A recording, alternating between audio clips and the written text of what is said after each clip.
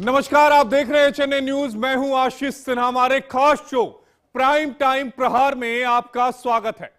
एक मुस्लिम देश ही इस्लामिक कट्टरपंथ को खतरा समझने लगे तो क्या होगा, उसे इस कट्टरपंथ का खतरा सताने लगे तो क्या होगा।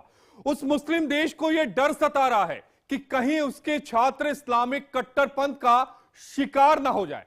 जी हां, यह देश है यूएई, यानी जिसे हम यूनाइटेड अरब अमीरात भी कहते हैं। जी हां, आप सही सुन रहे हैं। मुस्लिम देश यूएई को यह डर सता रहा है कि ब्रिटेन जाकर पढ़ाई करने वाले उसके छात्र इस्लामिक कट्टरपंथ का शिकार हो सकते हैं, क्योंकि एक रिपोर्ट के मुताबिक ब्रिटेन की यूनिवर्सिटी में मुस्लिम ब्रदरहुड जमकर फल फूल रहा है, जिस पर रोक लगाने में ब्रिटेन हुकूमत नाकाम है। कई बार यूएई की तरफ से यह लगातार कहा गया कि मुस्लिम ब्रदरहुड पर लगाम लगाई जाए, लेकिन ब्रिटेन की हुकूमत ने लगाम लगाने से इनकार कर दिया।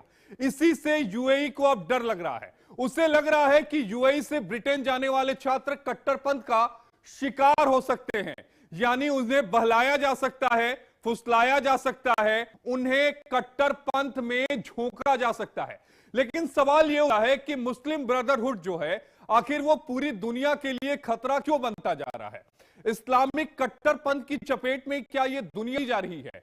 यूएई की तरह सभी देशों को क्या ऐसा नहीं करना चाहिए? ये वो तमाम सवाल हैं जिन पर हम चर्चा करेंगे, लेकिन शुरुआत इसी से करते हैं कि क्या वाकई इस्लामिक कट्टरपंथ जो है वो इतना ज्यादा हावी हो चुका है कि अब कोई भी मुस्लिम जो बहुल मुल्क है वो अपने छात्रों को नहीं भेजना चाहता है ब्रिटेन। तो अब इससे बचाने के लिए और रोके जाने के लिए यूएई ने छात्रों को ब्रिटेन के लिए मिलने वाली स्कॉलरशिप को बंद कर दिया है। पहले जितने भी छात्र जो थे वो ब्रिटेन जाते थे यूएई के, तो उनको स्कॉलरशिप मिलती थी, यानी सरकार की तरफ से उन्हें पैसा मिलता था। लेकिन अब स्कॉलरशिप को बंद कर दिया गया है। यूएई ने एक नई सूची जारी की है जिसमें छात्रों को मिलने वाली स्कॉलरशिप के देशों से ब्रिटेन का नाम पूरी तरीके से गायब कर दिया गया है।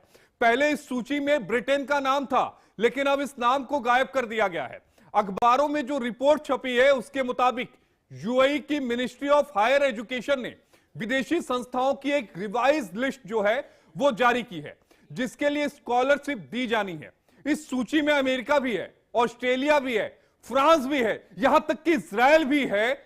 इनके सभी शैक्षणिक संस्थानों के नाम है, लेकिन अगर कुछ नहीं है तो वो ब्रिटेन की यूनिवर्सिटी के नाम इस सूची से हटा दिए गए हैं या फिर डिलीट कर दिए गए हैं। ऐसा तब है जब ब्रिटेन कई विश्व स्तरीय शैक्षणिक संस्थाओं का गढ़ है, कई बड़ी बड़ी वहां पर यूनिवर्सिटी है जहां पर पढ़ने का सपना हर छात्र देखता है कि वो यूके में जाकर पढ़ेगा। लेकिन अब जो यूएई की तरफ से किया गया है, जो कदम उठाया गया है, अब जाहिर तौर पर एक सवालिया निशान यहां पर खड़े होते हैं। इस बारे में जब ब्रिटेन के अधिकारियों ने सवाल उठाए तो यूएई के अधिकारी ने बताया कि यूएई नहीं चाहता कि कैंपस में पढ़ते समय उनके देश के बच्चे जो हैं वो किसी भी तरह से कट्टरपंथी बने। अब आप देखिए, अमेरिका पर टिक है, ऑस्ट्रेलिया पर टिक है, फ्रांस पर टिक है, इजराइल पर टिक है, लेकिन ब्रिटेन को क्रॉस कर दिया गया है। और इसके पीछे वजह है वहां पर बढ़ता कट्टरपंथ। मुस्लिम ब्रदरहुड का जो कट्टरपंथ है वो लगातार बढ़ा है और यही बात यूएई को सता रही है। अब चलिए आपको ग्राफिक्स के जरिए भी कुछ चीजों को समझाने की कोशिश करते हैं और बताने की कोशिश करते हैं कि आखिर यह मुस्लिम ब्रदरहुड क्या है और यूएई इससे क्यों इतना डरा हुआ है, सहमा हुआ है। यह एक अंतरराष्ट्रीय इस्लामिक संगठन है, यानी यूं कहें कि एक कट्टर इस्लामिक संगठन है। 1928 में मिस्र में इसकी स्थापना हुई थी। उस समय जिस समय इसकी स्थापना की गई थी, उद्देश्य यही था, हसन अल बन्ना जो एक टीचर थे, उनका उद्देश्य यही था कि इस्लाम के बारे में पूरी दुनिया को बताया जाए, समझाया जाए, जो इस्लाम की बातें हैं उससे लोगों को रूबरू कराया जाए। लेकिन जैसे जैसे समय बढ़ता गया वैसे वैसे यह संगठन एक कट्टरपंथी संगठन में तब्दील हो गया। इस्लामी समाज को पुनर्जीवित करना इनका एकमात्र जो है वो मकसद बन के रह गया। कहां विचारधारा को फैलाना था और कहां पूरी दुनिया को इस्लामिक दुनिया में कन्वर्ट करना मकसद बन गया। अब समझिए कि मूल विचारधारा इस्लाम ही समाधान है, यह इसकी मूल विचारधारा है जिससे यह संगठन चलता है, जिनका एकमात्र मकसद है, एकमात्र वाक्य है कि जो इस्लाम है वही समाधान है, उसके अलावा पूरी दुनिया में कुछ भी समाधान नहीं है। और इसी कट्टरपंथ की विचारधारा से यूएई जो मुस्लिम बाहुल्य कंट्री है, जहां पर मुस्लिमों की हुकूमत है, वो उससे अपने आप को बचाना चाहते हैं। वो नहीं चाहते कि जो उनके छात्र हैं वो किसी भी तरह से कट्टरपंथ का शिकार हो जाएं। तो वही मुस्लिम ब्रदरहुड ने यूएई जैसे दूसरे इस्लामिक देशों को भी डरा रहा है, जिसके चलते कई इस्लामिक देश इस पर प्रतिबंध लगाने के साथ साथ आतंकी संगठन भी घोषित कर चुके हैं। यूएई मुस्लिम ब्रदरहुड को एक आतंकवादी संगठन के रूप में प्रतिबंधित कर चुका है, और ऐसा नहीं है कि इसने अभी किया हो, कई साल पहले यूएई ने इसे प्रतिबंधित कर दिया था। और लंबे समय से यूरोपीय सरकारों को भी ऐसा करने के लिए लगातार उन पर दबाव बनाया जा रहा है कि आप भी साथ हैं। हालांकि ब्रिटेन ने इसका विरोध किया। जब यूएई की हुकूमत ने ब्रिटेन की हुकूमत से बात की तो उनका साफ तौर पे कहना है कि हम इस पर बैन नहीं लगाने जा रहे हैं। अब सबसे बड़ा सवाल यह उठता है कि क्या मुस्लिम ब्रदरहुड जो है, क्या वो आतंकवादी संगठन है? एक बड़ा यहां पर क्वेश्चन मार्क है। हालांकि हम ये नहीं कह रहे हैं कि आतंकवादी संगठन है या नहीं है, लेकिन जिस तरीके से बैन लगाए जा रहे हैं उससे सवाल उठता है। मिस्र की बात कर लीजिए, सऊदी अरब की बात कर लीजिए, जॉर्डन की बात कर लीजिए, ये सभी इस्लामिक मुल्क हैं और इन सभी ने मुस्लिम ब्रदरहुड पर पूरी तरीके से बैन लगा के रखा है। यहां तक कि अमेरिका की तरफ से भी मुस्लिम ब्रदरहुड की 3 अलग अलग देशों में जो उनकी शाखाएं हैं उन पर भी बैन लगा दिया गया है। मिस्र, सऊदी अरब, जॉर्डन में ये पूरी तरीके से प्रतिबंधित है। तो 3 मिडिल ईस्ट की जो शाखाएं हैं जिन्हें आतंकी संगठन अमेरिका की तरफ से यानी डोनाल्ड ट्रंप ने घोषित कर दिया है। अब ये शाखाएं कौन सी हैं इनको समझिए। लेबनान, जॉर्डन और मिस्र की जो शाखाएं हैं उनको आतंकी संगठन अमेरिका ने घोषित कर दिया है। उन्होंने कहा है कि इसके सदस्यों पर पूरी तरीके से प्रतिबंध लगा दिया गया है, यानी अमेरिका ने इनकी 3 शाखाओं पर प्रतिबंध लगा दिया है। इसके अलावा कई सदस्यों पर यूएई ने कार्रवाई भी की है। अब सबसे अहम सवाल यह उठता है कि क्या इसी रास्ते पर, जिस रास्ते पर अमेरिका चल रहा है, जिस रास्ते पर यूएई चल रहा है, जिस रास्ते पर जॉर्डन चल रहा है, क्या उसी रास्ते पर अब दूसरे मुल्क भी चलेंगे? सबसे ज्यादा दबाव यहां पर यूरोपियन कंट्रीज पर है। लेकिन उससे पहले हम डिबेट की शुरुआत करें। आज का सवाल क्या है वो आपको ग्राफिक्स के जरिए एक बार समझाने की कोशिश करते हैं कि आज किन सवालों पर हम अपनी बड़ी बहस करेंगे। पहला सवाल है कि क्या इस्लामिक कट्टरपंथ पूरी दुनिया के लिए एक बड़ा खतरा बनता जा रहा है? यह सवाल बहुत बड़ा है, बहुत बड़ा है, क्योंकि कई लोगों के मनों में यह विचारधारा उत्पन्न होने लगी है। और सबसे अहम है कि आखिर इसकी जवाबदेही किसकी है और क्यों इस तरह की विचारधारा लोगों के मन में आ रही है। दूसरे सवाल पर जाते हैं। क्या यूएई की तरह सभी देशों को ऐसा करना चाहिए? क्या कट्टरपंथ कहीं भी पनप रहा है, किसी भी धर्म का पनप रहा है, तो वहां से अपने नौजवान पीढ़ी को पूरी तरीके से अलग कर देना क्या समाधान नहीं है? क्या इस समाधान पर सवाल होगा। क्या पश्चिमी देश मुस्लिम ब्रदरहुड के साथ हैं? यह सवाल यूरोपियन कंट्रीज को लेकर है, उन यूरोपियन कंट्रीज को लेकर है जहां पर मुस्लिम ब्रदरहुड पर किसी भी तरह की पाबंदियां नहीं लगाई गई हैं। सवाल यहां पर यूके को लेकर है कि अगर यूएई यह कहता है कि वहां कट्टरपंथ पनप रहा है तो उसका जिम्मेदार कौन है? इन्हीं सवालों पर चर्चा करेंगे अपने खास मेहमानों के साथ। 3 सवाल आपके टीवी स्क्रीन पर थे और अपने मेहमानों के पास चलेंगे जिनसे हम इन तीनों सवालों पर चर्चा करेंगे। हमारे साथ 4 खास मेहमान इस समय हैं। हमारे साथ फाजिल अहमद साहब हैं, मुस्लिम स्कॉलर हैं। हमारे साथ जितेंद्र नारायण सिंह हैं, पूर्व अध्यक्ष शिया वक्फ बोर्ड। हमारे साथ जगत गुरु दुर्गाचार्य साध्वी कंचन जी हैं, हिंदू धर्म गुरु हैं। हमारे साथ गिरीश पंत जी जुड़े हैं, दुबई से लाइव जुड़े हैं। आप सभी का स्वागत है। लेकिन एक बड़ा सवाल इस पूरे डिबेट शो में हमने अपने दर्शकों को बताया, समझाया कि क्या वाकई इस्लामिक कट्टरपंथ जो है उसको लेकर पूरी दुनिया जो है वो चिंता करनी चाहिए और ऐसा हो क्यों रहा है। इस्लामिक कट्टरपंथ बढ़ क्यों रहा है? सीधा पहला सवाल साध्वी कंचन जी से ही मैं ले लेता हूं, हिंदू धर्म गुरु हैं, उनसे भी मैं सवाल लूंगा। लेकिन अगर गिरीश पंत हमारे साथ जुड़े हुए हैं दुबई से, तो सबसे पहले गिरीश के पास में जाऊंगा। लेकिन साध्वी कंचन जी, एक सवाल यह है कि क्या वाकई इस्लामिक कट्टरपंथ बढ़ रहा है क्या? देखिए, बहुत से बड़ा है। इस तरह मैं भी लंदन में रही हूँ, वहाँ भी प्रोग्राम थी। आज से 2015 मैंने लंदन मैं देखती हूँ कि जैसे ब्रेन वॉश कर जाता है। ब्रेन वॉश सबसे खतरनाक है, हथियार से ज्यादा ब्रेन वॉश नहीं। जो लोग चाहिए वॉश के आप साध्वी जी, आपकी आवाज क्लियर नहीं आ रही, आपकी आवाज क्लियर नहीं आ रही है। फाजिल भाई के पास जाऊंगा। फाजिल भाई, क्या वाकई कट्टरपंथ जो है, इस्लाम का कट्टरपंथ जो है, वो पूरी दुनिया में तेजी से फैल रहा है क्या?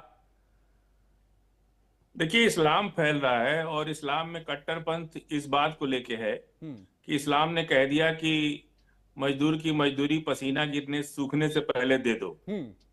तो अगर इसको कोई कट्टरपंथ कहे, अगर हमको कहा गया है कि 4:50 पर आप नमाज पढ़ लीजिए, तो हम 4:55 नहीं कर सकते, तो इसको कट्टरपंथ कहिएगा। या हमारी नमाज पढ़ने को आप कट्टरपंथ कहिएगा।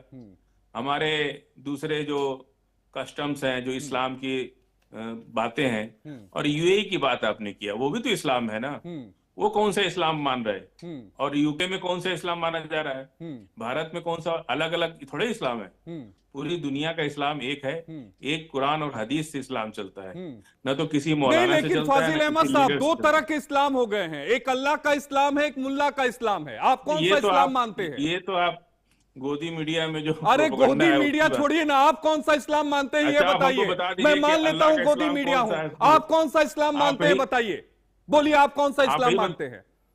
आप ही बता दीजिए कि अल्लाह का इस्लाम कौन है, मुल्ला का इस्लाम। नहीं, आप बताएंगे, आप उसके जानकार हैं। मैंने तो कुरान पढ़ा हुआ है। इस तरह की चीजें, इस तरह का कट्टरपंथ कुरान में तो नहीं है। तो नहीं है तो फिर आप बताइए ना हमको कि मुल्ला का इस्लाम कौन सा है और अल्लाह का इस्लाम कौन सा है। हमको भी जानकारी आपसे ही मिली, तो आपसे ही पूछ रहे हैं कि अल्लाह का इस्लाम कौन सा है और मुल्ला का इस्लाम। नहीं, तो ये कट्टरपंथ जो बढ़ रहा है, उस कट्टरपंथ को क्या आप समर्थन करते हैं? क्या कट्टरपंथ बढ़ रहा है? कुछ एक आध उदाहरण तो बताइए हमको। अरे बांग्लादेश आप उठा लीजिए, क्या वहां कट्टरपंथ नहीं बढ़ रहा?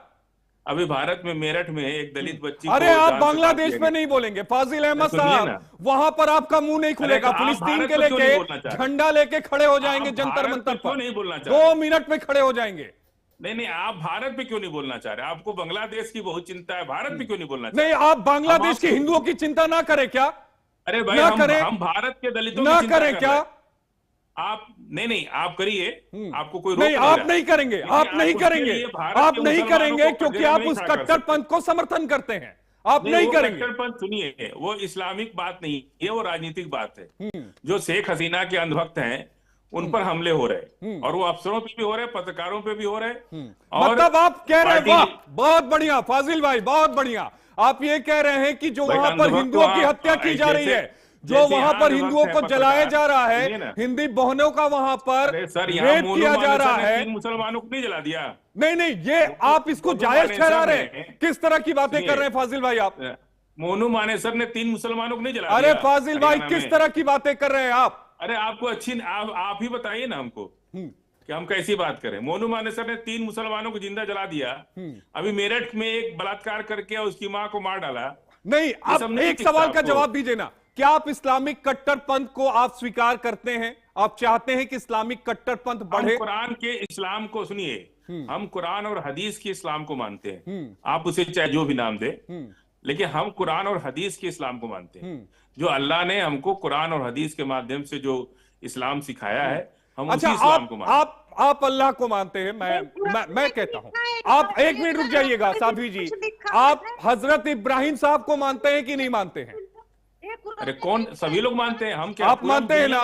हजरत इब्राहिम साहब ने एक ईश्वर की प्रथा को शुरू किया था, 3 धर्म उसमें से निकले, एक क्रिश्चियन, एक जूस और तीसरा मुस्लिम। लेकिन बाकी 2 धर्मों को देखा जाए तो उसमें इस तरह का कट्टरपंथ नहीं है जो हमें इस्लाम में देखने को मिलता है। क्या ऐसा है क्या?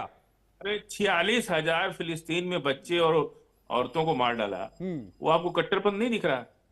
40,000 बेगुनाहों को बम से उड़ा दिया, मिसाइलों से उड़ा दिया। ठीक है, और वो कट्टरपंथ आपको नहीं दिखा? नहीं, बाकी आपको कोई कट्टरपंथ, आप तो बोको हराम को भी सही करार कर देंगे। आप मुस्लिम ब्रदरहुड का समर्थन करते हैं क्या? अरे हिटलर ने, अरे रुक जाइए, मुस्लिम ब्रदरहुड का समर्थन करते हैं क्या? हिटलर ने किस तरह से यहूदियों की हत्या की? अरे आप बताइए ना, मुस्लिम ब्रदरहुड का समर्थन करते हैं क्या आप? नहीं, हम मुस्लिम ब्रदरहुड क्या है? आप बताइए ना। के सुनिए, हाँ, इजिप्ट, जॉर्डन और मिस्र, हाँ, ये 3 फिलिस्तीन के पड़ोसी हैं, हाँ, जो अमेरिका और इजराइल को समर्थन करते हैं। यूएई अमेरिका और इजराइल को समर्थन करता है। अरब, टर्की, सारे लोग अमेरिका को समर्थन कर रहे हैं। अकेले ईरान फिलिस्तीन के लिए लड़ रहा है। तो कैसे हम कहें कि मुस्लिम ब्रदरहुड एक है? कैसे एक है बताइए? नहीं, आप उसका विचारधारा का समर्थन करते हैं कि नहीं? आप सवाल को गोल मोल जवाब मत दीजिए ना फाजिल जी, बाकी लोगों के पास भी जाना है, गोल मोल जवाब मत दीजिए आप। अरे हम सीधा जवाब दे रहे हैं। आप मुस्लिम ब्रदरहुड की बात कर रहे हैं ना, तो इजिप्ट मुस्लिम है ना, जॉर्डन, मिस्र, इजिप्ट सब मुस्लिम, अरब मुस्लिम है, टर्की मुस्लिम है। तो वो क्यों अमेरिका के साथ है? क्यों नहीं फिलिस्तीन के साथ है? क्यों नहीं ईरान के साथ है? ठीक है, जितेंद्र नारायण जी से भी ले लेते हैं। शिया वक्फ बोर्ड के पूर्व चेयरमैन रहे हैं जितेंद्र जी, क्या वाकई कट्टरपंथ बढ़ा है? फाजिल अहमद साहब तो कुरान और हदीस का हवाला देकर कह रहे हैं कि नहीं बढ़ा है। देखिए, फाजिल साहब ने कोई कुरान का, कोई हदीस का हवाला नहीं दिया, सिर्फ बात रखी है कि कुरान हदीस के इस्लाम को मानते हैं। उन्होंने नमाज किस वक्त पढ़ी जाएगी और पसीना कैसे सूखेगा, इस तरह की बातें उन्होंने की है। देखिए, मामला ये है कि मुस्लिम ब्रदरहुड जो है वो कुरान से ही संचालित होता है, और कुरान से जो इस्लामिक कट्टरपंथी, देखिए आज पूरे दुनिया में इस्लामिक कट्टरपंथी अगर फैल रही है, इस्लामिक आतंक फैल रहा है, तो उसकी जड़ें अगर हम देखें तो वो कुरान से ही मिलती है। देख लिया, क्योंकि कुरान में पहले ही जो इस्लामिक आतंक नहीं है, जो अल्लाह की तरफ से निर्देश दिए गए, कहां इस्लामिक आतंकवाद देख लिया? बोल नहीं रहा था। 3 आदमी मर गए बांग्लादेश में, निर्देश दिए तो आप हिंदू की बात करने लगे। लिखा गया और यहाँ हरियाणा में अकेले अरे सुन लीजिए ना, देखिए वो आपके समय बोले नहीं ना, ए फाजिल भाई, वो आपके समय बोले नहीं, जितेंद्र भाई को बोलने नहीं दीजिए, गिरीश जी भी हैं, अतुल जी भी हैं। गैर मुसलमान जो है वो इस्लाम की, जो गैर मुसलमान है वो मुसलमानों के दुश्मन है, यानी कि अल्लाह के दुश्मन है, उनसे जिहाद की बात। तो ये बच्चों को कुरान पढ़ाकर पहले ही उनके जहनों में, उनकी मस्तिष्क में, उनके दिल के अंदर एक ऐसी आतंक की ज्वाला जला दी जाती है जिसको आगे बढ़कर वो एक कट्टरपंथी रूप धारण कर लेती है। तो जो कुछ है वो सब कुरान से है। कुरान के मैसेज से ही तो इस्लामिक कट्टरपंथी दुनिया में बढ़ रही है। पहले लोग कुरान पढ़ते थे, आज कुरान समझ रहे, और जितना जितना कुरान को समझा जाएगा उतना आतंकवाद बढ़ेगा। मैं चैलेंज के साथ, ठीक है, गिरीश पंत जी से ले लेते हैं एक रिएक्शन, दुबई से हमारे साथ सुन लीजिए, गिरीश पंत जी को भी सुन लेते हैं ना। गिरीश जी दुबई से हमारे साथ जुड़े हैं। गिरीश जी, इस कट्टरपंथ को लेकर दुबई की हुकूमत की बात करें या दुबई की आवाम की बात करें, वो क्या सोचती है?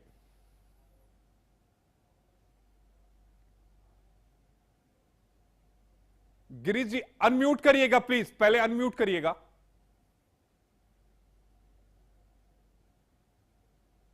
जी गिरीश जी।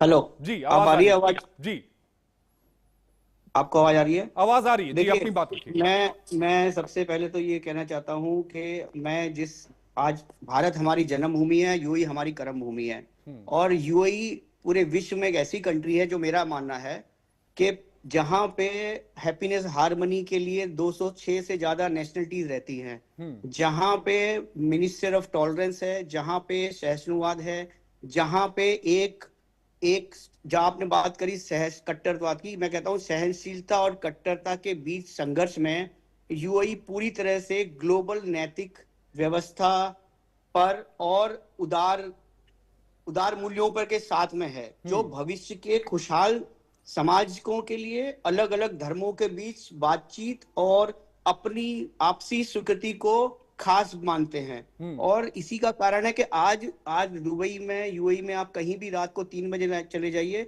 सबसे पहली बड़ी बात यह है यूएई में सेफ्टी है, सिक्योरिटी में है, चाहे वे किसी धर्म का लोग है, हम यहाँ भारतीय होते हुए सारे त्योहार, सारे फेस्टिवल मनाते हैं। और यही देखिए 2015 में जब नरेंद्र मोदी जी आए थे, 2000 सबसे बड़ी यहाँ के रूलर्स ने, हाईनेस ने जमीन दी थी मंदिर बनाने के लिए। तो ये एक देश की कट्टरता नहीं, ये देश की एक सहनशीलता है, उदारता है कि they are loving the people of the nation, all the countries, जहां पे भारत को भी एक मुख्य धारा में जोड़ा। और भारत और यूएई के संबंध कई सालों से हैं।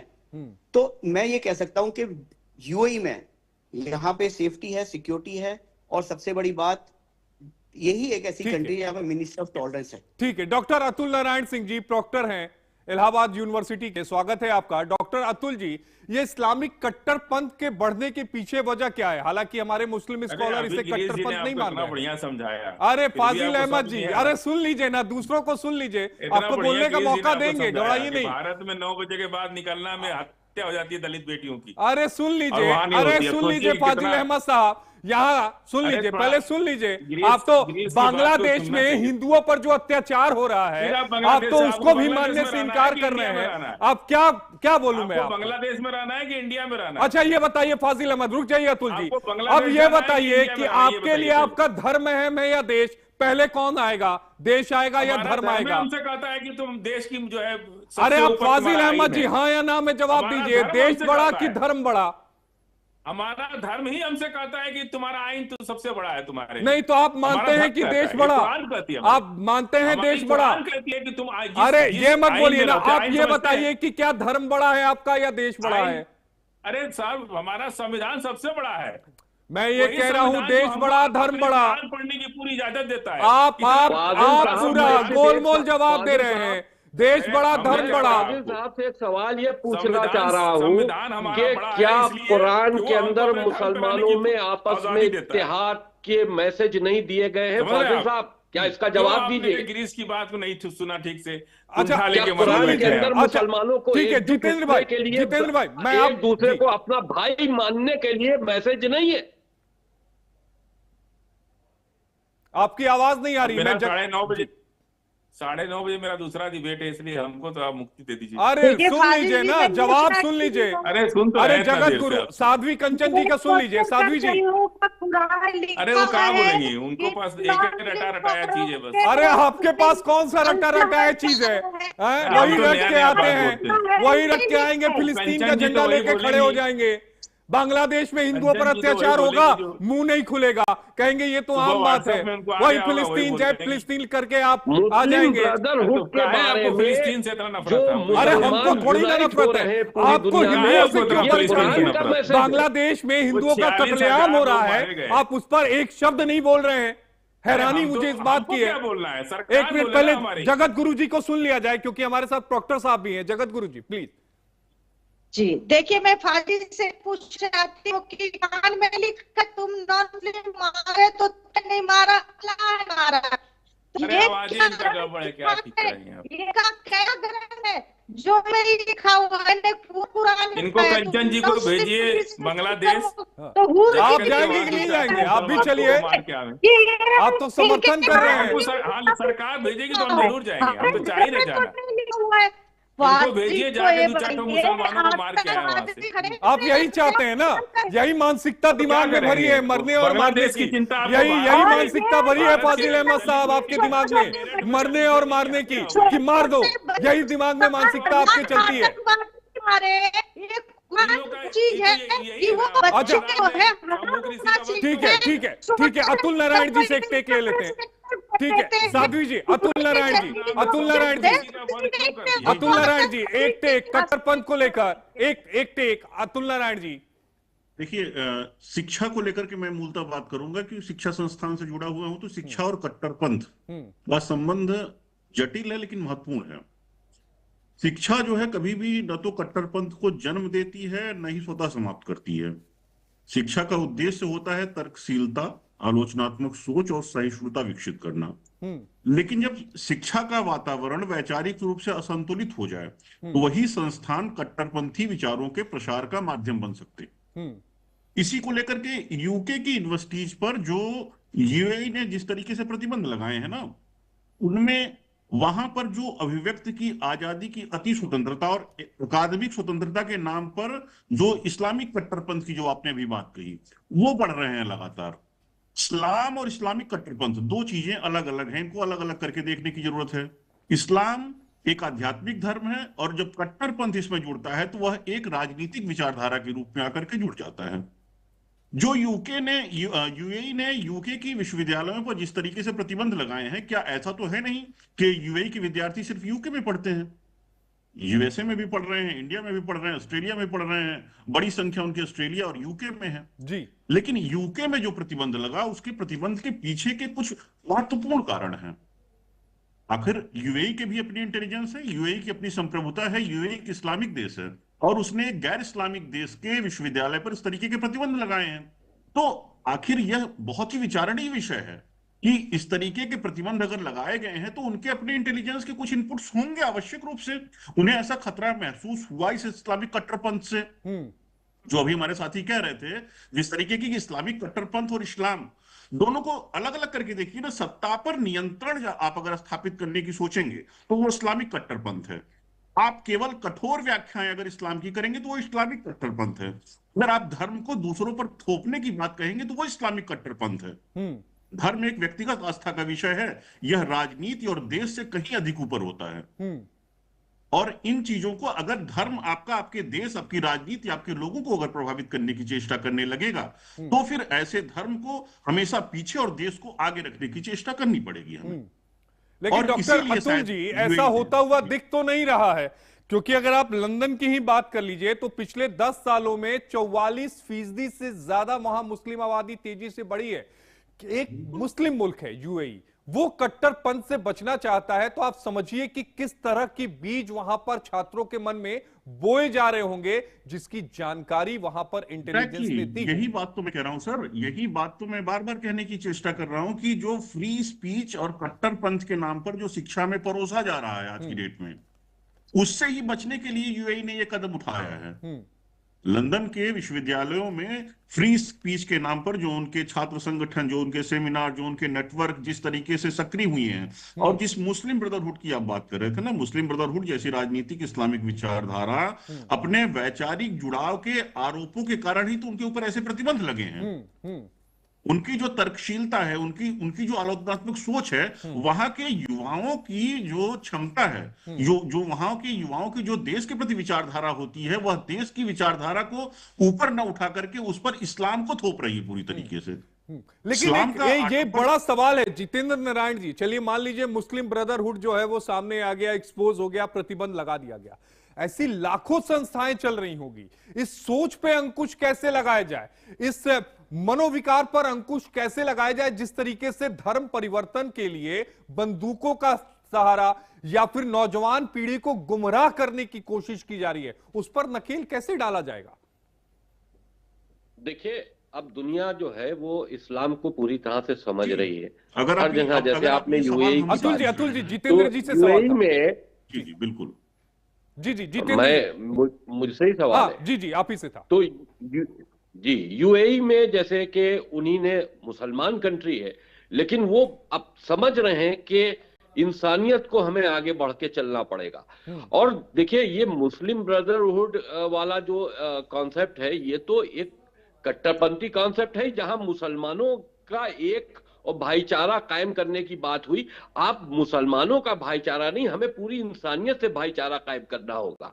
जब हम इंसानियत से भाईचारा कायम करके कोई संगठन को आगे रन करेंगे तो वो इंसानियत के लिए होगा। लेकिन अगर खाली मुस्लिम ब्रदरहुड या इस तरह की और बहुत सी संगठनें अगर वो इस तरह का कोई काम कर रही हैं, तो जाहिर सी बात है कि वो एक कट्टरपंथी सोच के तहत एक मुसलमानों को यूनाइट कर कर मुसलमानों का एक ऐसा गोल बनाना चाहती हैं जो पूरे, क्योंकि देखिए इस्लामिक कॉन्सेप्ट ऐसा तो नहीं है ना हम जितेंद्र भाई, ऐसा तो नहीं है कि अगर मुसलमान, ठीक है एक सोच उन्होंने बढ़ाया, ऐसा तो नहीं है कि अगर वो पूरे कंट्री में जिस तरह से इस्लाम का वो प्रचार कर रहे हैं, पूरा मुल्क उनके हाथ में आ जाएगा तो वहां पर चीजें आबाद हो जाएंगी। जितनी भी इस्लामिक कंट्रीज हैं, अगर गल्फ कंट्रीज को छोड़ दिया जाए तो उनमें कमोबेश हालात ऐसे ही हैं। गृह युद्ध हो रहा है हर जगह, कमोबेश आप देखिए कि वहां पर भुखमरी है, बेरोजगारी है, अनएम्प्लॉयमेंट है। आप चाहे आप इराक का उदाहरण उठा लीजिए, चाहे आप सीरिया उठा लीजिए, आप किसी भी मुल्क को उठा लीजिए, नाइजीरिया उठा लीजिए, कहीं भी आप देख लीजिए।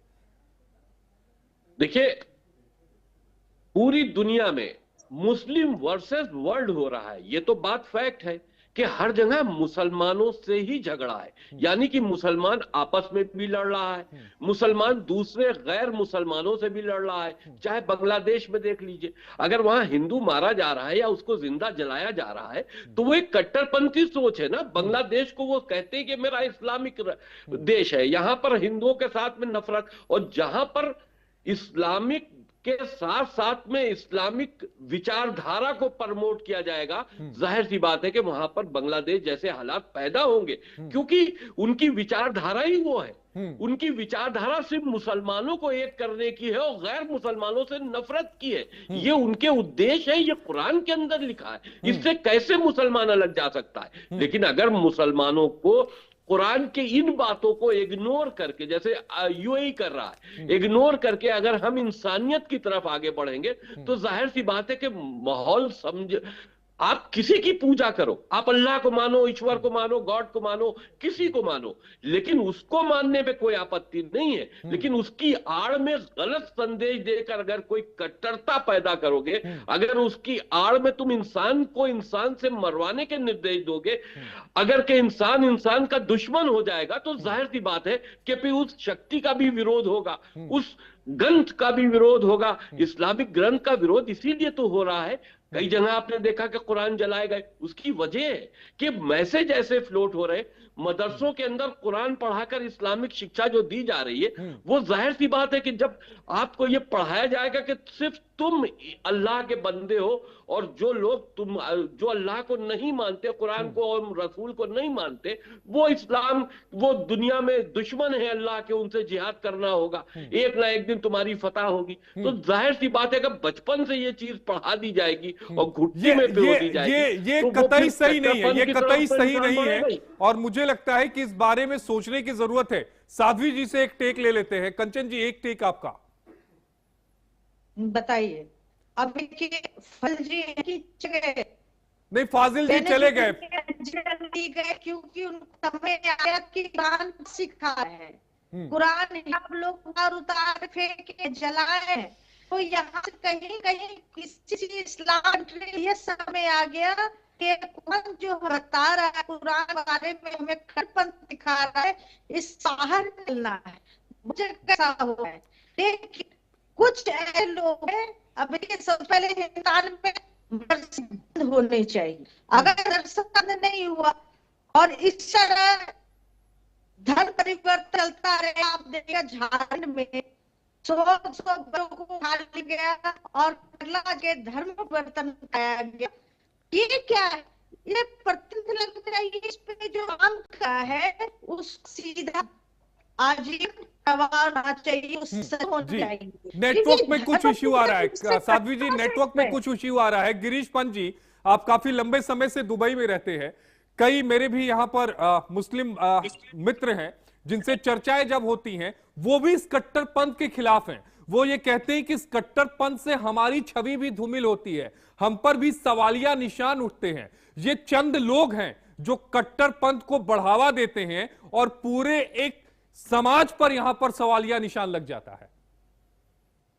देखिए, सबसे पहले 17 साल से मैं दुबई में हूँ जी। मैं इतना तो गारंटी के साथ कह सकता हूँ कि इस देश की जो हैप्पीनेस और हार्मनी है, जो यहाँ के राजाओं की और जो यहाँ के जो रूलर्स हैं, वो देश के अपने नागरिकों के लिए ही नहीं बल्कि अन्य देशों के नागरिकों के साथ भी वही व्यवहार, वही कानून लागू होता है जो किसी भी धर्म से हो।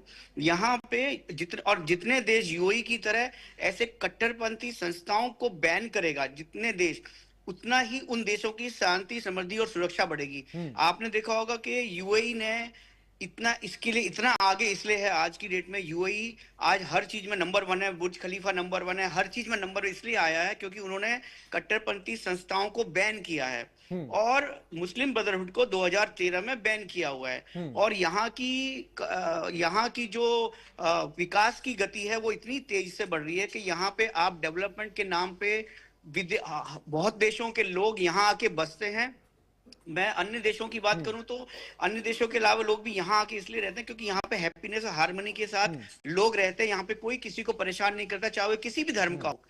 और पिछले 17 और इसी बात को लेके मैं बड़ा सेफ्टी के साथ कह सकता हूं कि 1700 में मैंने कभी नहीं देखा कि यूएई किसी ने कभी किसी देश के लिए कुछ ऐसा किया हो। और बिल्कुल आप सही कह रहे हैं डॉक्टर अतुल जी, आपको नहीं लगता कि समय आ गया है कट्टरवाद का रास्ता छोड़कर उदारवाद पर आना पड़ेगा?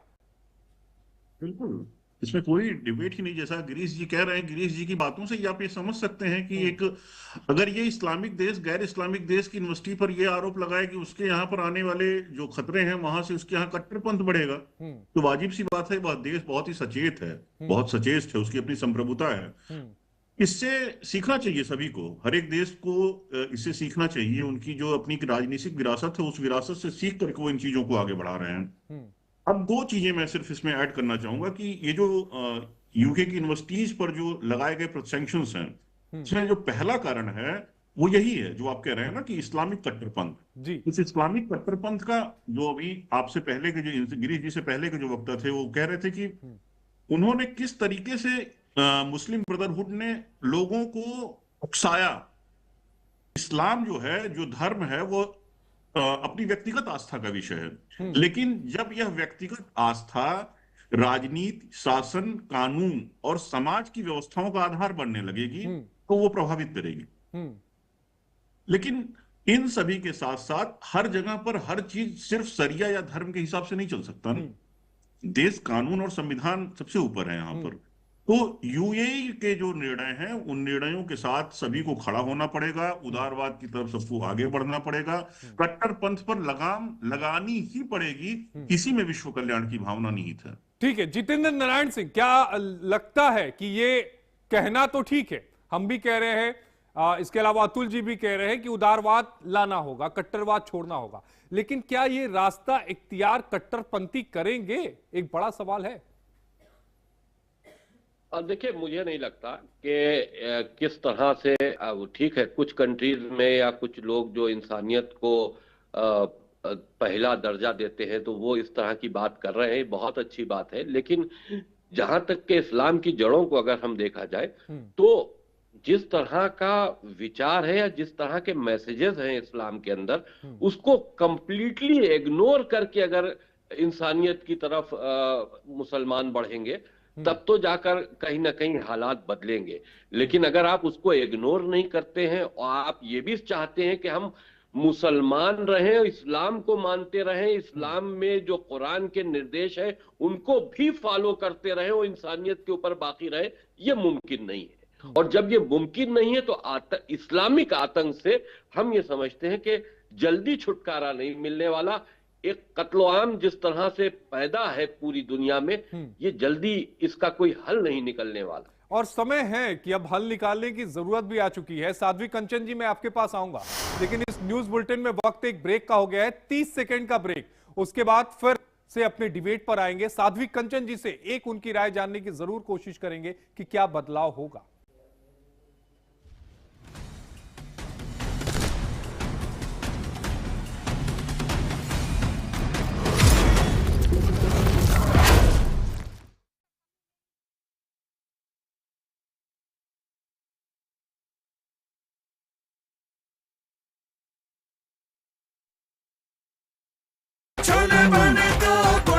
गोल्डी छोले मसाले, जहाँ जाएं रिश्ते बनाएं। गोल्डी लाए हैं फ्रेश लॉक टेक्नोलॉजी, जो रखे मसालों को हर समय फ्रेश।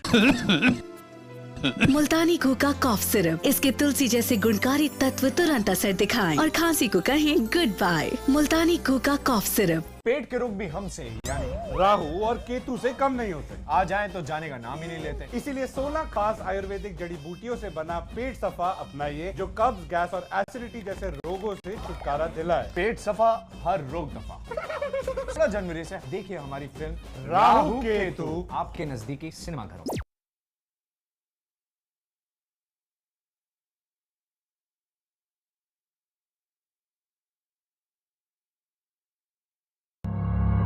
जब हर तरफ खबरों का शोर हो, जब सच और अफवाह में फर्क ना हो, तब एक चैनल उठता है सवालों की रोशनी लेकर, आपके हित की आवाज बनकर। HNN न्यूज, जुनून सच दिखाने का।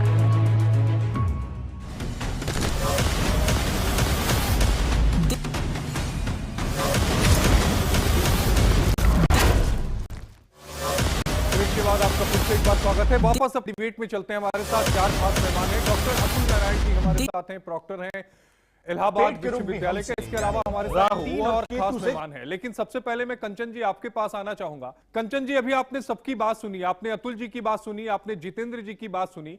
इन बातों से एक बात निकलकर सामने आती है कि उदारवाद की तरफ जाना होगा, लेकिन ये इतना आसान नहीं है जितना आसानी से बोला जा रहा है कि नहीं उदारवाद की तरफ चल पड़े। साध्वी कंचन जी।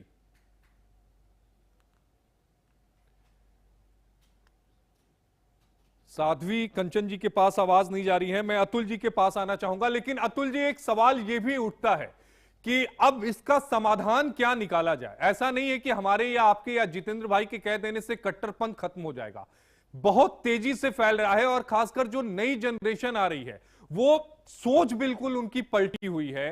वो पूरी तरीके से इसमें या यूं कहें कि लिप्त नजर आ रहे हैं। इसको कैसे बचाया जाए, नई जनरेशन को कैसे बचाया जाए? देखिए, शिक्षा ही एकमात्र माध्यम है इसका। शिक्षा से इतर कोई भी दूसरा माध्यम नहीं है।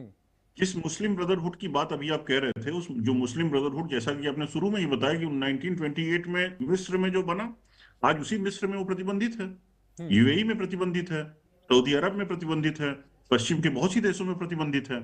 तो अगर वो विचारधारा इतनी सर्वमान्य होती तो इन देशों में भी वो होती जो मुस्लिम देश आज चल रहे हैं। जहां तक रही युवाओं की बात, देखिए युवा जो है, जो विश्वविद्यालयों की तरफ आते हैं वो काफी अनगढ़ से होते हैं अभी, जिन्हें देश के लिए, समाज के लिए ये विश्वविद्यालय उन्हें गढ़ता है शिक्षा के माध्यम से। अगर इस शिक्षा में कट्टरपंथ आ जाएगा अस्थायी रूप से, तो यह बहुत बुरी तरीके से पूरी की पूरी व्यवस्था को प्रभावित करेगा। और एक पीढ़ी में, एक जनरेशन में अगर ये चीजें घुसी तो अगले 30-35 सालों में ये किस स्तर तक जाएंगी और इसे लेकर के इसे कहां तक ले जाएंगी, यह इसका निर्णय कर पाना आज की डेट में। लेकिन आपको ये नहीं लगता अतुल जी कि यूएई की तरफ से जो भी वहां पर फीडबैक दिया गया होगा या यूके की हुकूमत के साथ उन्होंने जो संपर्क किया है, उसमें यूके की हुकूमत को सोचना चाहिए? क्योंकि मान लीजिए यूएई ने तो अपने छात्रों को स्कॉलरशिप देने से मना कर दिया, लेकिन पूरी दुनिया के बच्चे जो हैं वो ब्रिटेन जाकर शिक्षा लेना चाहते हैं। हर कोई जाना चाहता है वहां पर। देखिए, ब्रिटेन सरकार की जो नीतिगत अस्पष्टता रही होगी, उस नीतिगत अस्पष्टता का ही कारण रहा होगा कि यूके की सरकार ने इस तरीके के निर्णय लिए हैं। मैं तो कह रहा हूं ना कि यूके के साथ इन्होंने बायलैटरल टॉक्स की होंगी, वहां के अधिकारियों ने उस स्तर पर जो उनके अपने इनपुट्स रहे होंगे, उन इनपुट्स को शेयर किया होगा। और जब सकारात्मक स्तर पर समाधान नहीं हुए होंगे, तभी किसी भी विश्वविद्यालय के या किसी भी देश के द्वारा दूसरे देश के विश्वविद्यालयों या उस तरीके की फेलोशिप्स के ऊपर टर्मिनेशन लगाई जाती है, सैंक्शंस लगाए जाते हैं। ये निर्णय कोई एक दिन के निर्णय नहीं है। जब उनके अपने इंटरनल थ्रेट्स उन्हें समझ में आए होंगे यूएई को, उसके बाद ही उन्होंने इस तरीके के आरोप लगाए होंगे। लेकिन अब सवाल तो ये भी उठता है, एक कदम और आगे जाते हैं, जब यूएई बात समझ सकता है तो दूसरे मुल्क क्यों नहीं समझ रहे हैं? उनको समझना चाहिए। मैंने शुरू में ये कहा ना कि ऐसा तो है नहीं कि यूएई के छात्र सिर्फ यूके में पढ़ते हैं ना, यूएई के छात्र यूएसए में भी पढ़ रहे हैं, भारत में भी पढ़ रहे हैं, ऑस्ट्रेलिया में भी पढ़ रहे हैं। तो सिर्फ यूके पे ही यूएई ने क्यों प्रतिबंध लगाए? कुछ तो कारण होगा ना वाजिब। और हर एक देश की शिक्षा व्यवस्था, देखिए भारत की भी जो अपने विश्वविद्यालय की व्यवस्थाएं हैं, क्योंकि भारत के विश्वविद्यालय व्यवस्थाओं को आप अच्छे तरीके से जानते समझते हैं कि अगर यहाँ पर कोई भी रेडिकल सोच किसी भी कैंपस में अगर पनपती है तो भारत की सरकार, भारत की पुलिस उस पर वाजिब प्रतिबंध लगाती है तुरंत। तो ये दूसरे देशों के लिए एश्योरेंस है कि हमारा विद्यार्थी अगर भारत में जाएगा और पढ़ेगा तो ये तय बात है कि इस तरीके की रेडिकलाइजेशन हमारे स्टूडेंट्स के मन में नहीं बैठेगी। लेकिन यूके की सरकार ने शायद ये विश्वास उन देशों में नहीं पैदा किया अभी तक। तो भारत ये एक बड़ा सवाल है। कंचन जी मुझे लगता है ऑडियो ठीक हो गया होगा, प्लीज आप अपनी बात को रखिएगा। जी देखिए, जिस तरह से ये कट्टरपंथ फैला रहे हैं, जैसे मैं अभी दुबई भी गई थी, अबू धाबी भी गई, वहां देखा हमने कि वो सब धर्म को सम्मान दे रहे हैं और लोगों को आह्वान कर रहे हैं, आप आइए यहाँ वर्क कीजिए। और जब मैं स्वामीनारायण मंदिर गई, वहां देखा कि वहां के राजा ने किस तरह से जमीन देके और इतना बड़ा मंदिर बनवाया है, और उनकी भी प्रतिमा वहां लगी हुई है। इसको कहते हैं मानवता, इसको कहते हैं धर्म। ये नहीं कि अधर्म की तरह अपनी कट्टरपंथी दिखा रहे हैं और लोगों को एक आतंकवादी गतिविधि में झोंक रहे हैं। और एक कहते मानवता का ये लोगों ने अपने सिर से पानी उतार दिया है, तभी अब लोग धीरे धीरे करके हमारे सनातन धर्म को समझकर अपने इस्लाम धर्म को त्याग रहे। कई लोगों को देखिएगा, कभी अभी मेरे पास कुछ 2 महिलाएं आई थी, लेडीज, उसको बोली कि हमारे साथ तो बहुत शोषण होता है माता जी, देखिए कितनी तरह से हमारे साथ ऐसा होता है, मैं हिंदू धर्म में आना चाहते हैं। क्योंकि वो लोग भी समझ गए हैं, अभी उनकी महिलाएं भी समझ लिया है कि अब जो है, अब ये जो कुरान में कुछ नहीं रखा हुआ, हम अगर शांति का संदेश पढ़ते हैं तो गीता है, रामायण है, तो इसको जब वो सुनते हैं, समझते हैं, तो उनमें लगता है मानवता है। इनमें तो, इनके धर्म में तो कोई मानवता ही नहीं है। वो लोगों को इस तरह से भटका रहे हैं जैसे कि मानो कि आपने राक्षसों को, राक्षस प्रवृत्ति को, ऐसा नहीं है कि धर्म में मानवता नहीं है, धर्म में मानवता है, लेकिन उस धर्म का व्याख्यान लोगों तक गलत तरीके से किया जा रहा है, उनको गुमराह किया जा रहा है। लिखा हुआ है, जिस तरह से इनके कुरान में लिखा हुआ है वही प्रचार कर रहे हैं, वही बच्चों को समझा रहे हैं। तो ये बहुत ही गलत है और गलत दिशा की तरफ जा रहा है। मैं कहूंगी कि पूरे वर्ल्ड को एक बार समझना चाहिए कि कुरान को बैन कर देना चाहिए। कुरान जो है पढ़ाना ही नहीं चाहिए। मैं इस बात से आपकी बिल्कुल सहमत नहीं हूं, मैं आपकी इस बात से बिल्कुल सहमत नहीं हूं, और कतई ये नहीं होना चाहिए। हाँ, धर्म जो कहता है उस धर्म का पालन लोगों को करना चाहिए। अगर आप यूएई गई, आप अबू धाबी गई, आपने वहां पर तारीफ की, वहां भी तो इस्लामिक शासन है ना, वहां भी तो कुरान के हिसाब से ही चीजें चल रही है ना, तो फिर आप कुरान पर पाबंदी की बात कैसे कर सकती हैं ना? इसका कतई समर्थन नहीं, कतई समझते हैं और लोग इस तरह की मैं वही कह रहा हूं कि कुरान को समझने की जरूरत है। साध्वी जी, मैं यही कहने की कोशिश कर रहा हूं, समझाने की कोशिश कर रहा हूं कि सही में कुरान को समझने की जरूरत है। गिरीश जी, आप कुछ कह रहे हैं, प्लीज अनम्यूट करिएगा गिरीश जी।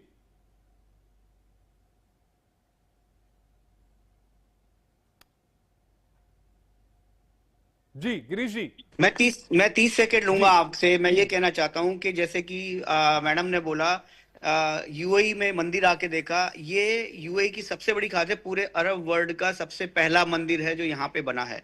ये इस देश की, इस सरकार की, यूएई के राजाओं की ये उदारता है कि उन्होंने इस देश में एक ऐसा मंदिर बनाया। और आप यकीन नहीं मानेंगे, आप मैडम गई हैं, उन्होंने देखा होगा, वहां पे स्पेशल एक पुलिस स्टेशन भी बनाया है बाहर, ताकि किसी व्यक्ति को कोई तकलीफ ना हो। और कुछ देश की कुछ सरकार ऐसी कट्टरपंथी संस्थाओं को अपने वोट बैंक के लिए साथ देती हैं, पर ऐसा करने से सिर्फ उस देश का विनाश होता है, उस देश की विचारधारा और समाज का भी पतन होता है। तो आप सऊदी अरब में, जो इस्लाम का सबसे पाक जगह मक्का भूमि है, उन्होंने भी इस कट्टरपंथी संस्थाओं का वो बैन किया है। और आज जब अमेरिका ने मुस्लिम ब्रदरहुड्स को टेररिस्ट संस्थान घोषित किया है, तो इस्लामिक देश जैसे यूएई और सऊदी अरब ने यूएई और सऊदी अरब ने समर्थन किया है। तो इस देश की सबसे बड़ी प्रभुता फाइनल कमेंट शुरू करूंगा। और ये देश आगे इसलिए बढ़ रहा है कि यहाँ सबसे ज्यादा लोग भरोसा करते हैं इस देश के राजाओं पर। ठीक है, जितेंद्र नारायण जी, फाइनल कमेंट। देखिए, आपने अभी बांग्लादेश देखा, बांग्लादेश के अंदर जो हुआ हिंदुओं के साथ में, हम ये कतई मानने को तैयार नहीं कि वो जो लोग हिंदुओं को मार रहे हैं या हिंदुओं के साथ ज्यादती कर रहे हैं वो जाहिल है, पढ़े लिखे नहीं है। अभी डॉक्टरों वाला दिल्ली ब्लास्ट वाला काम हुआ, आप देखो उसमें सब डॉक्टरों का एक रैकेट पकड़ा गया। मामला ये है कि अगर इस समस्या का समाधान पूरे विश्व में अगर हो सकता है तो मदरसों को कंप्लीटली बैन करना होगा। आप अगर मदरसों को चालू रखेंगे, हिंदुस्तान में भी अगर आप मदरसों को चालू रखेंगे तो फिर आप आतंकवाद को मुक्त नहीं कर सकते भारत को, क्योंकि जितेंद्र जी, अब ये तो मत कहिए कि मदरसों में आतंकवाद पढ़ाया जाता है, ये सही नहीं है। देखिए, ऐसा है ना कि मैं बिल्कुल इसको ओपनली बात आपसे कहना चाहता हूं कि मदरसों के अंदर कुरान पढ़ाया जाता है और कुरान में आतंकी शिक्षा दी गई है ऐसा और नहीं इसको मैं नहीं, कतई बिल्कुल मानने को सही तैयार बोल रहे हैं, सही बोल रहे हैं। कुरान के अंदर जितेंद्र आतंकी जी शिक्षा। सही बोल रहे ठीक है, हैं कि अतुल कुरान नारायण में जी से सारी टेक ले लेते हैं। आतंकवादी की अतुल जी, पढ़ाई जितेंद्र जाती जी है। जो कुछ कह रहे हैं जरा उस पर आप प्रकाश डालिएगा। ये कोई भी जहां पर कोई भी जो शिक्षण संस्थान है ना, मैंने शुरू में ही कहा कि कोई भी शिक्षा संस्थान जो शिक्षा है वह कभी भी कट्टरपंथ को न तो जन्म देती है न ही समाप्त करती है। शिक्षा क्या करती है? आपके अंदर तर्कशीलता, आलोचनात्मक सोच और सहिष्णुता विकसित करती है। अब देखिए, माफ कीजिए, अब इसके लिए आप अगर इसको कहीं से भी आप इस तरीके की अगर चीजें कहेंगे तो ऐसे आपके दूसरे भी ऐसे आरोप लगेंगे। अगर हम पंथ के कट्टरपंथ के खिलाफ में खड़े हैं तो इस तरीके के बयान भी अपने आप में एक रेडिकलाइज्ड मूवमेंट को ही शो कर रहे हैं। वो कट्टरपंथ से इतर कुछ नहीं आप कह रहे हैं फिलहाल तो।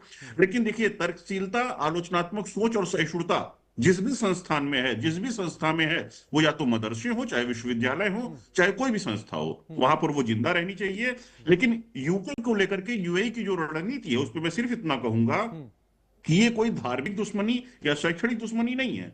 यूएई को लेकर ये मानता है कि उसका राजनीतिक इस्लाम के प्रति जो विचार है, जो उसकी पॉलिसी है, वो अगेंस्ट द यूएई है और ये इससे खतरा महसूस करता है। साध्वी जी 30 सेकंड समर अप करना है, 30 सेकंड।